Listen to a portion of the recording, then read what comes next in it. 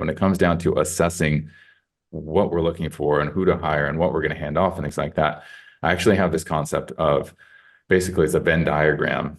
And when you're looking at a discipline like media buying, for example, you've got your strategic media buyer on one side, and then you've got the junior mid-level media buyer on the other. And then what we look at is, where do those skill sets overlap? So where could that person, the lower level person, what are the things that in the middle that both people can do? That's the low hanging fruit that needs to be delegated almost immediately, because those are, if somebody else could be doing it and they're charging, a quarter or less of what the strategist per level person is, or, if you're the strategist, your time is worth a lot more than the, $15 an hour. So if there's a segment in the middle where we usually like to focus, and those are the immediate things where there's already a skill set there to just assume what that person is doing.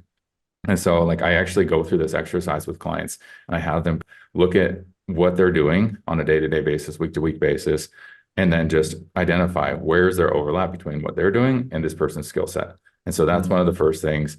And then everything that's left on the strategist side typically ends up in 3 buckets. So it's going to be something that you keep, because sometimes the strategist needs to be the strategist and they just keep things. Then there are things that you can train, and that's going to be stuff that you do over time.